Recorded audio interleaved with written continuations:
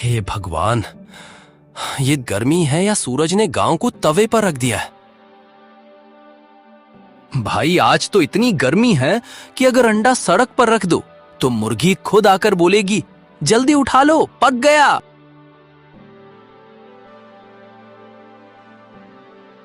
ला ला ला, गर्मी गई, आज तो ठंडी हवा चलेगी।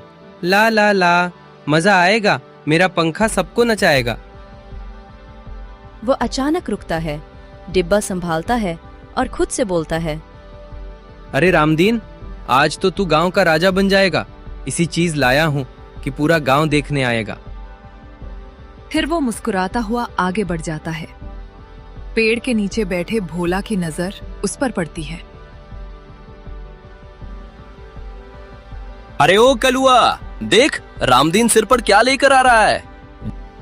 रामदीन के आसपास धीरे धीरे गांव वाले जमा होने लगते हैं। सभी डिब्बे को घूर रहे हैं। रामदीन बता देना डिब्बे में क्या है। बताऊंगा, लेकिन पहले सब लोग अपना मुंह बंद रखो। क्यों? ऐसी क्या चीज है? क्योंकि जो चीज इसमें है उसे देखकर तुम्हारा मुंह अपने आप खुला रह जाएगा। सब हैरान होकर एक दूसरे को देखने लगते हैं। कहीं इसमें मिठाई तो नहीं है? अरे नहीं काकी, अगर मिठाई होती तो रामदीन इसे सिर पर नहीं पेट पर रखकर लाता। रामदीन डिब्बा नीचे रखता है। गांव वाले चारों तरफ घेरा बनाकर बैठ जाते हैं। रामदीन धीरे धीरे डिब्बा खोलता है। अंदर पंखा दिखाई देता है। कुछ पल के लिए सब बिल्कुल चुप। ये क्या है? पंखा है। पंखा? लेकिन इसमें पंख कहाँ हैं? काकी पंखा है, मुर्गा नहीं। गांव वाले पंखे को चारों तरफ से देखने लगते हैं। एक आदमी पीछे से देखता है, दूसरा ऊपर से झांकता है, तीसरा उसकी पंखुड़ियों को गिनता है। 1 2 3, इसमें 3 पंख है। हाँ। फिर इसे 3 आदमी मिलकर चलाएंगे। नहीं रे, ये बिजली से चलता है। सब एक दूसरे का चेहरा देखने लगते हैं। बिजली से? फिर बिजली को इसमें कौन भरता है? रामदीन माथा पकड़ लेता है। फिर वह घर जाकर पंखा दीवार पर लगाता है। सभी थोड़ी दूरी बनाकर खड़े हो जाते हैं, जैसे कोई खतरनाक मशीन चालू होने वाली हो। अब देखो शहर का कमाल। वो स्विच दबाता है। पंखा धीरे धीरे घूमता है, फिर तेज घूमने लगता है। हवा सीधे भोला के चेहरे पर पड़ती है।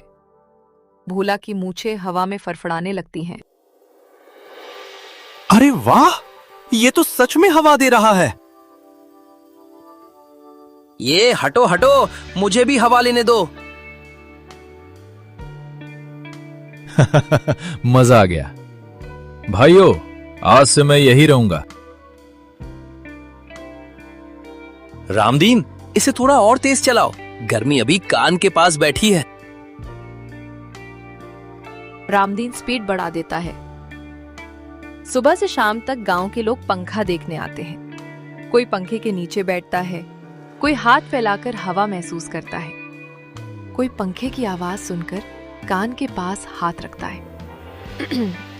तभी एक बुजुर्ग काका बोलते हैं, हमारे जमाने में हवा पेड़ से आती थी, अब दीवार से आने लगी।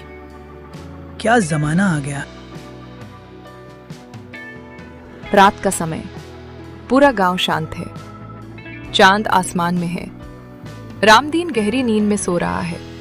कमरे में पंखा घूम रहा है। तभी खिड़की के पास एक परछाई दिखाई देती है। नंदू अंदर आता है। वह पंखे को देखता है। आज तो इसे अपने घर ले जाऊंगा। वो धीरे धीरे पंखा निकालता है और बाहर चला जाता है। सुबह रामदीन उठता है।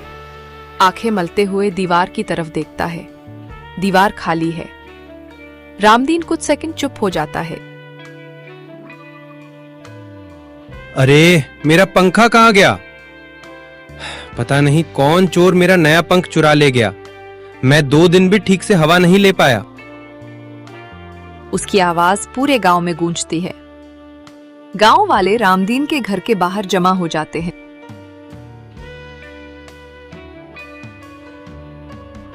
क्या हो गया रामदीन भैया?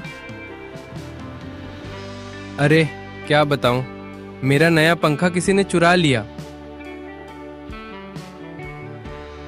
चोर बहुत चालाक होगा। कहीं पंखा खुद उड़ तो नहीं गया? सब उसे घूरने लगते हैं।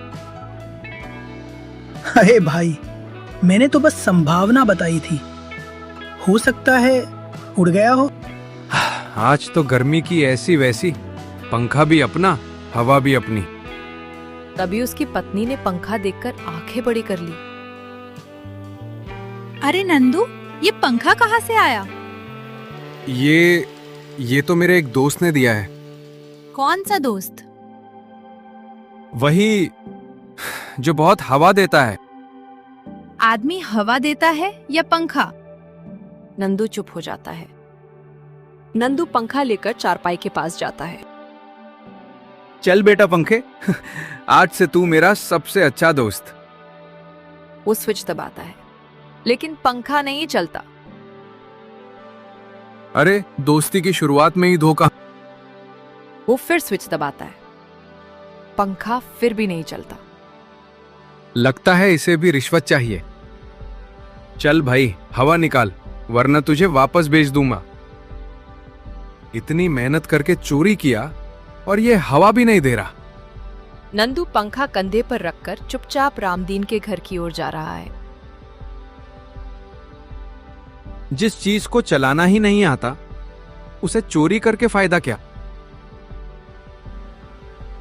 वो पंखा वापस उसी जगह रख देता है। सुबह रामदीन उठता है।